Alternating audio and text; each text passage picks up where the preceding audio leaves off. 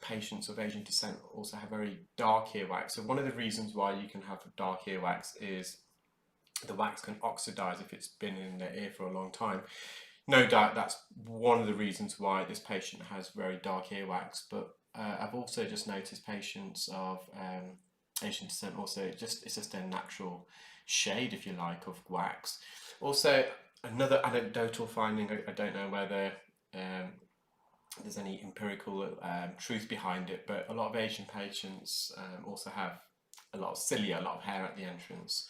So you can see I'm just using a Zollner suction probe. We're just at the entrance of the ear canal. We know that because of the hairs, the cilia, they're normally at the beginning, at the entrance of the ear. It's just a bit of dead keratin there actually. When you've got an Asian patient, and also if they've got very dark earwax, the view sometimes, obviously everything's quite dark, and it's as a viewer anyway, you're probably thinking, well, it's not as vivid and bright as some of the other procedures, but that's just because of the complexion of the skin and the colour of the earwax. So we've got some of the lateral earwax out there. The entrance is also quite narrow, it's quite slit, which just maybe another reason why the patient is getting a build-up in this ear. I examined the patient's variety and the ear canal entrance was a lot wider. It wasn't as twisty. The patient also has got a prominent second bend in the ear canal. So we're just entering the mid-canal now. So we've got the lateral plug of wax out, and we've just got this midsection. I'm just bringing this forwards. It's come out a nice big chunk. At this stage of the procedure, I actually thought that's it, that's all the wax, but I looked back in and I kept finding more and more wax lodged deep in the ear. So we're just trying to loosen this just by wriggling the wax. So we get a suction grip and we gently loosen it.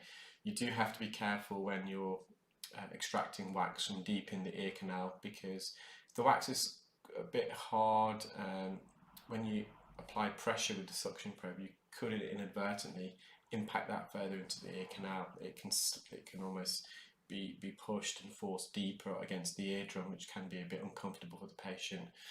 And the reason why I'm wriggling here is the wax has got lodged in that second bend. So I mentioned a minute or so back that the patient has got quite a twisty ear canal.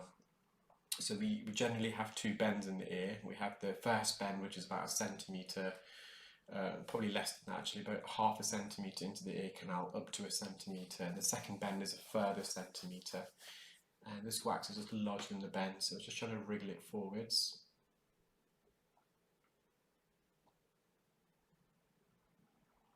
I know a lot of people are going to be not happy with all the hairs because it's slightly impacting your view whilst watching, but it wasn't really affecting me during the procedure,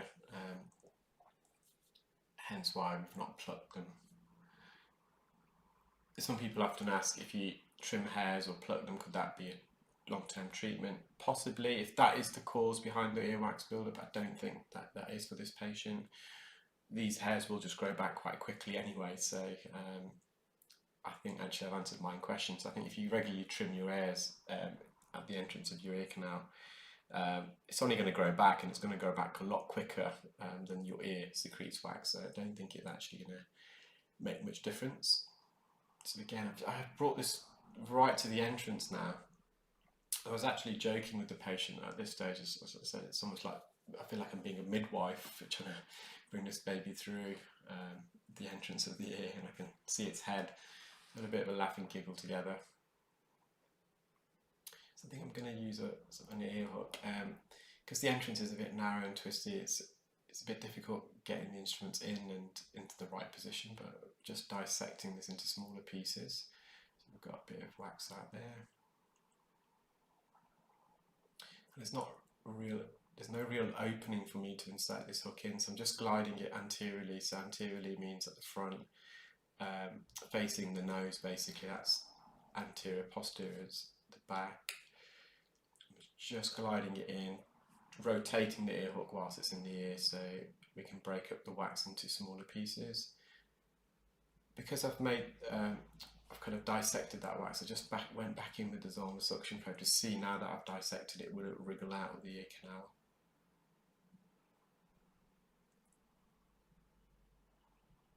And the wax is quite dry as well,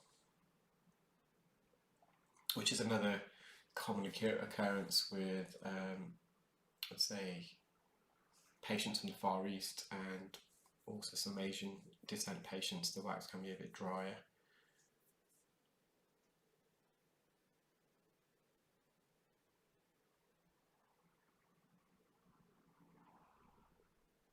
You can see it's a bit of a struggle, but we do manage in the end. Again, the main issue here is the entrance is quite narrow and slit, and then the ear canal is a bit wider and also twisty. So we're trying to bring this big piece of wax through a narrow opening, which is always a bit tricky. And I know some people are really going to be disgusted about all the hairs, but this is how it is for us. This is what we see. I still clearly see what I'm doing, so it's not affecting me. But I know some viewers won't like it. But hey, what can I do?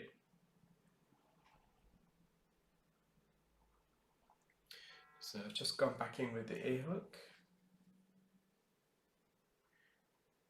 Again, I've just glided it anteriorly and then rotated the hook all the way around the perimeter of the ear canal to the posterior part to the back, just sliced a bit of a section off there.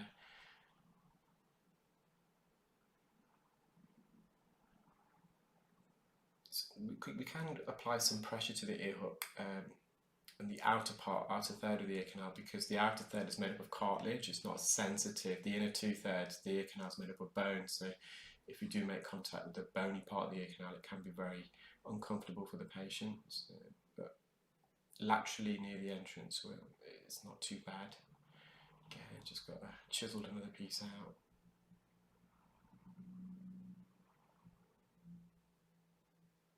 It's just gone over the top there.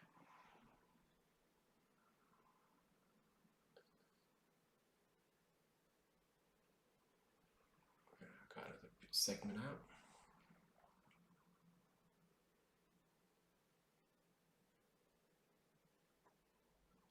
So I've managed to get a bit of a tailing end of the wax there, but as I was coming out the ear canal, it detached itself. You can see we've removed a lot of wax already, but there's still quite a big impaction there. You would have seen by the thumbnail the wax measured almost 11 centimetres, which is a huge amount. So the average ear canal length is around 3 centimetres, the diameter around 7 or 8 millimetres. So you can see, so 11 centimetres, I wouldn't be able to calculate the ear canal volume top of my head just by the diameter and the length of the ear canal, but 11 centimetres is really impacting that ear canal, so I think it's as impacted as you can get. So I've just gone back in with this suction probe because this wax is a bit deeper. You can see it's a bit deeper. Now we're bringing it forward, so as we're bringing it forwards, the hairs come back into view.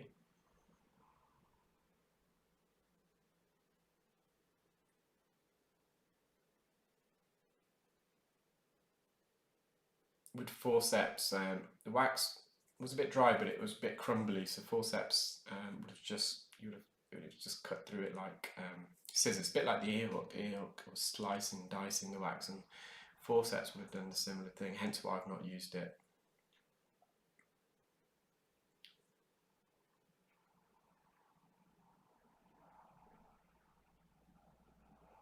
So you can get dry, solid wax, but you can also get dry, crumbly wax, almost like a short crust biscuit.